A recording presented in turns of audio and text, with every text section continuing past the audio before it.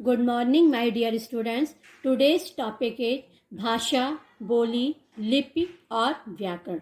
बच्चों, कल हमने भाषा के बारे में पढ़ा था। भाषा क्या है? भाषा विचारों को आदान प्रदान करने का एक साधन है। भाषा शब्द की उत्पत्ति भाष धातु से हुई है।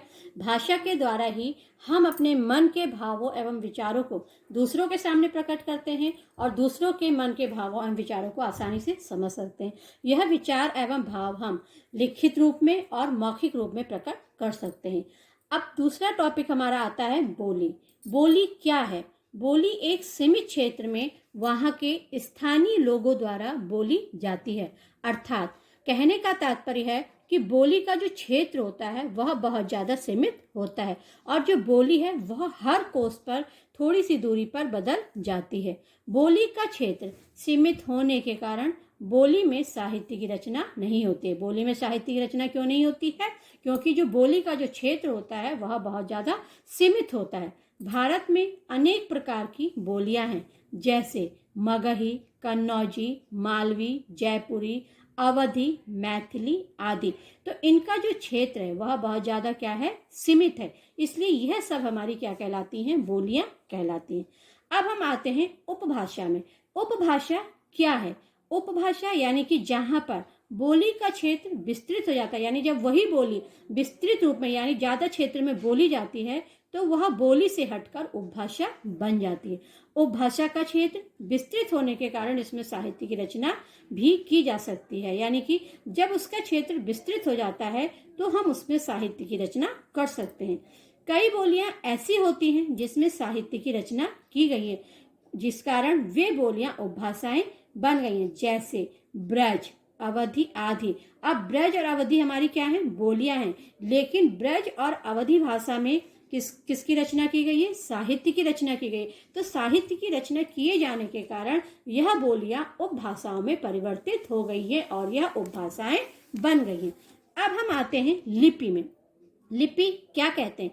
भाषा की ध्वनियों को लिखते समय हम जिन चिन्हों का प्रयोग करते हैं उसे ही लिपि कहा जाता है। अब हमारे देश भारत में अनेक प्रकार की भाषाएं बोली जाती हैं और प्रत्येक भाषा की अपनी लिपि होती है। लिपि होती है। हमारे देश में अनेक प्रकार की भाषाएं बोली भी जाती हैं और लिखी भी जाती हैं। अर्थात इन भाषाओं को लिखते समय हम जिन चिन्हों का प्रयोग करते हैं उसे ही हम क्या कहते हैं? लिपि कहते हैं। कुछ भाषाएं और लिपियां इस प्रकार हैं, जैसे हिंदी, हिंदी की लिपि क्या है? देवनागरी। संस्कृत, संस्कृत की लिपि क्या है? देवनागरी। अंग्रेजी, अंग्रेजी की लिपि क्या है? रोमन। पंजाबी, पंजाबी की लिपि क्या है? गुरुमुखी।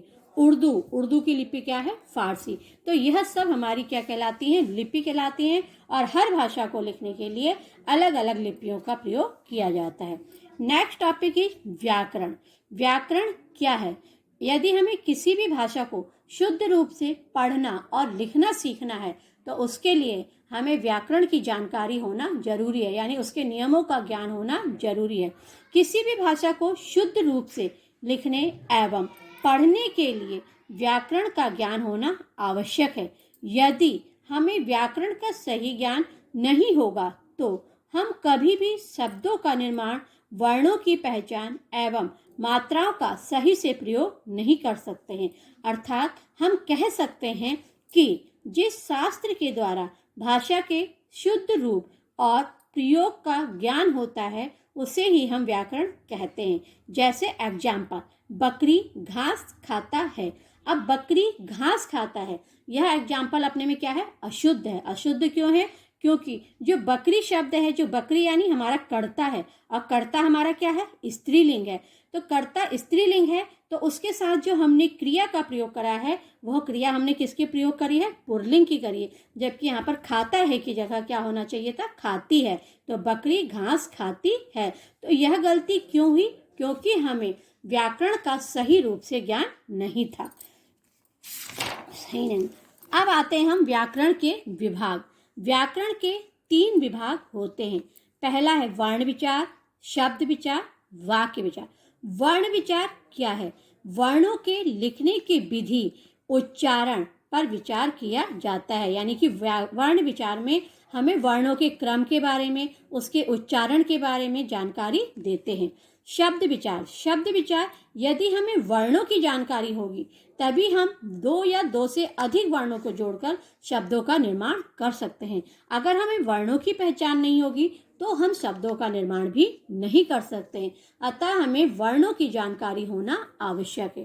थर्ड इज वाक्य विचार। वाक्य विचार क्या है? वाक्य विचार, यदि हमें वर्णों की जानकारी है तो वर्णों को जोड़कर हम शब्द का निर्माण कर सकते हैं, और अगर हम शब्दों को पहचानते हैं, शब्दों का हमें निर्माण करना आता है, तो उन शब्दों को जोड़कर ही हम वाक्य बना सकते हैं। अगर हमें इतनी जानकारी होगी तो हमारा जो वाक्य होगा वह सार्थक बनेगा। सार्थक से तात्पर्य है कि वाक्य का अपना एक अर्थ होगा। आया बच्चों समझ में?